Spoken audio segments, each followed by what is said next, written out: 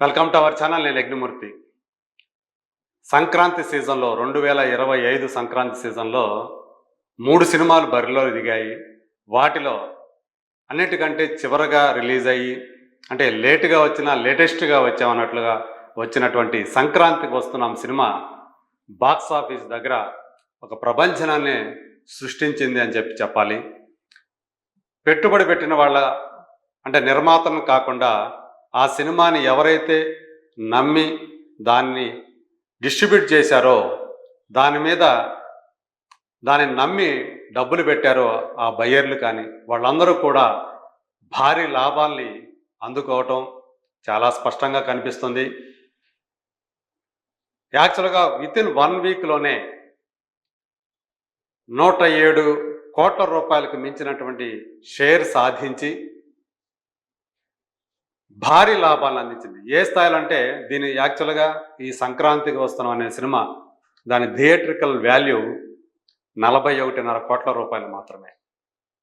అట్లాంటిది ఆ 41.5 కోట్లు దాటేసి ఇంకా 60 కోట్ల రూపాయలకు పైమించి లాభాలు అందించడం అంటే మోర్ దాన్ 150% లాభాలు రావటం మనం చూసాం.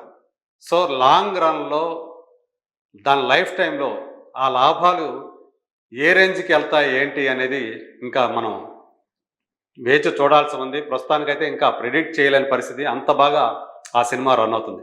అయితే సరిగ్గా 5 ఏళ్ల క్రితం ఇదే సంక్రాంతి సీజన్లో విడుదలైనటువంటి ఒక బ్లాక్ బస్టర్ సినిమాతోటి ఇప్పుడు సంక్రాంతికి వస్తున్నాం సినిమాని పోలుస్తున్నారు. అది మనం స్క్రీన్లో చూస్తున్నటువంటి అలవైకుంఠపురంలో, అది 2020 సంవత్సరంలో సంక్రాంతికి వచ్చి మహేష్ బాబు అలాగే అనిల్ రావుపూడి కాంబినేషన్లో వచ్చినటువంటి సరిలేరు నీకెవరు అనే సినిమాతోటి పోటీ పడి విజేతగా నిలిచింది.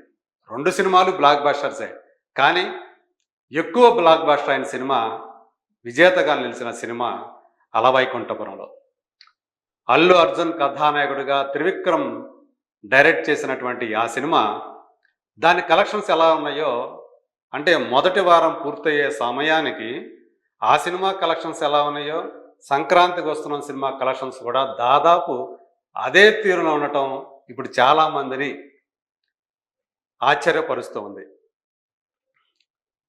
ఒకసారి ఆ ఫిగర్స్లోకి వెళ్తే మొదటి వారం 2 తెలుగు రాష్ట్రాలకు సంబంధించి మొదటి వారం కలెక్షన్స్కి వెళ్ళేటప్పటికి అది 88 కోట్ల ప్లస్ వస్తే అలవైకుంఠపురంలో సినిమాకి వితిన్ 1 వీక్ మనం మాట్లాడుకుంటుంది.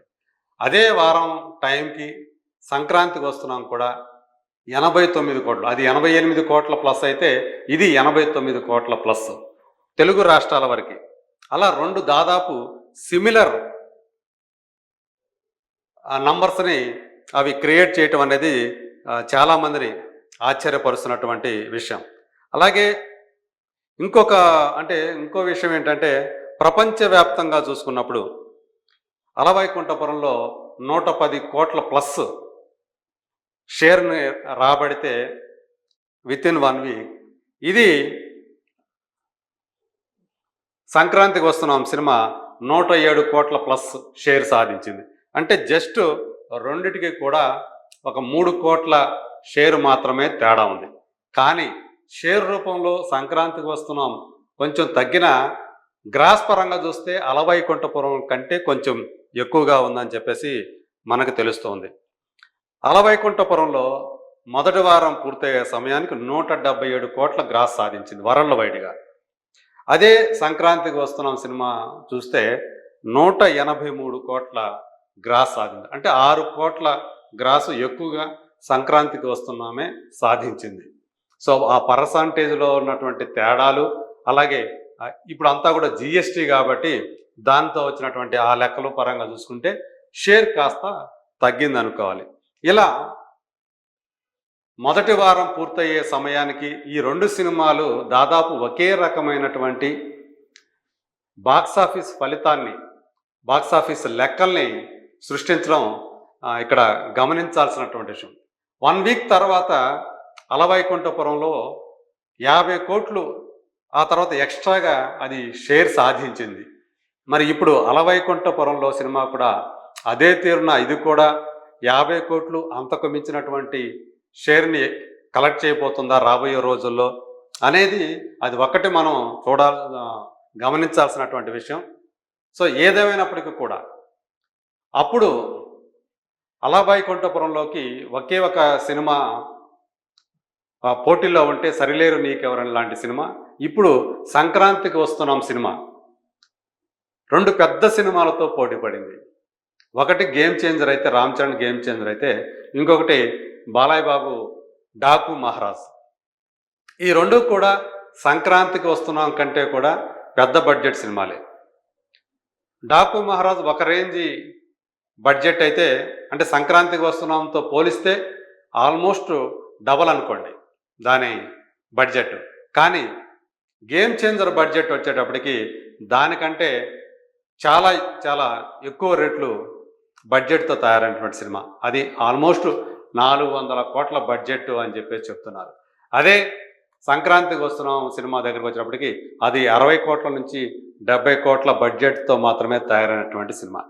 దీన్ని బట్టి ఆ 2 సినిమాలతో పోలిస్తే ఇది చాలా ఒక రకంగా చిన్న సినిమానే చెప్పాలి. అయినప్పటికీ కూడా బాక్స్ ఆఫీస్ దగ్గరకు వచ్చేటప్పటికి ఆ 2 సినిమాలను మించి పెద్ద సినిమాగా నిలబడటం అనేది గమనించాల్సినటువంటి విషయం. అంటే సంక్రాంతి సీజన్‌లో ఏ తరహా సినిమాలు బాగా ఆడతాయి అంటానికి కూడా ఇది ఒక ఎగ్జాంపుల్‌గా కూడా నిలుస్తుంది. గేమ్ చేంజర్ వచ్చేటప్పటికి ఒక యాక్షన్ డ్రామాగా చెప్పుకోవచ్చు. అలాగే 'డాకు మహారాజు'కి వచ్చేటప్పటికి ఒక ఎమోషనల్ యాక్షన్ థ్రిల్లర్‌గా మనకు కనిపిస్తుంది. కానీ 'సంక్రాంతికి వస్తున్నాం' అనే సినిమా టైటిల్‌లోనే ఒక సంక్రాంతిని పెట్టుకొని వచ్చింది. పైగా అది ఫక్తు ఫ్యామిలీ ఎంటర్‌టైనర్. సినిమా మొత్తం కూడా వినోదం మీదే ఆధారపడింది. హీరో పాత్ర కానివ్వండి, ఇద్దరు హీరోయిన్ల పాత్ర కానివ్వండి, అలాగే హీరో కొడుకుగా బుల్లిరాజు అనే ఒక చిన్న బాబు పాత్ర కానివ్వండి, అలాగే మిగతా ఈవెన్ విలన్లకు కానివ్వండి, అలాగే తండ్రుల క్యారెక్టర్లు కానివ్వండి, వీటన్నిటి చేత కూడా ఆల్మోస్ట్ అన్ని పాత్రల చేత ఆ నవ్వు తెప్పించడమే, నవ్వించడమే ఈ సినిమా ఘన విజయానికి దోహదం చేసింది. అంటే అందరూ కూడా ఇంటిల్లిపాది అందరూ కూడా కూర్చొని సరదాగా నవ్వుకుందాం, సరదాగా ఎంజాయ్ చేద్దాం అని ఆశించే వాళ్ళకి నిజంగానే ఒక విందు భోజనంలాగా వచ్చిన సినిమాగా ఈరోజు 'సంక్రాంతికి వస్తున్నాం' సినిమా కనిపిస్తోంది. అనిల్ రావుపూడి డైరెక్ట్ చేసినటువంటి ఈ సినిమాని దిల్ రాజు ప్రొడ్యూస్ చేశారు. ఇదే దిల్ రాజు ఇదే సంక్రాంతి సీజన్లో గేమ్ చేంజర్ అనే సినిమా ముందు రిలీజ్ చేసి బాగా భారీ నష్టాలు చవిచూసి ఒక ఆందోళనలో ఉన్న పరిస్థితుల్లో ఈ 'సంక్రాంతికి వస్తున్నాం' అనే సినిమా ఆ నష్టాల్ని చాలా వరకు పూడ్చే సినిమాగా ఒక ఆశని కల్పించింది. అలాగే ఈ 'సంక్రాంతికి వస్తున్నాం' సినిమాను నమ్ముకున్న దాని మీద పెట్టుబడులు పెట్టిన వాళ్ళందరినీ కూడా వాళ్ళ ముఖాలు తళతళ మెరిసేటట్లు చేస్తూ ఉంది. ఇలా ఇప్పుడు ఆ రోజున ఏదైతే అలవైకుంఠపురంలో సినిమా మీద పెట్టుబడులు పెట్టిన వాళ్ళందరూ కూడా ఎంత హ్యాపీగా వాళ్ళ ముఖాలు కళకళలాడాయో, ఇప్పుడు మళ్ళీ అదే తరహాలో 'సంక్రాంతికి వస్తున్నాం' సినిమా కూడా సేమ్ అదే తరహా ఫలితాన్ని చవిచూస్తూ బిగ్గెస్ట్ బ్లాక్ బస్టర్గా, ఇంకా చెప్పాలంటే రీజనల్ ఫిలిమ్స్లో పాన్ ఇండియా సినిమాలను పక్కన పెట్టేస్తే తెలుగు వర్షన్కి సంబంధించి ఒక రీజనల్ సినిమాగా రిలీజ్ అయిన వాటిలో ఫస్ట్ వీక్ మొదటి వారం గడిచేసరికి అత్యధిక వసూళ్లు సాధించిన సినిమాగా కూడా ఒక చరిత్ర సృష్టించింది. సో రాబోయే రోజుల్లో ఆ 'సంక్రాంతికి వస్తున్నాం' సినిమా ఇంకెన్ని రికార్డులు సృష్టిస్తుందో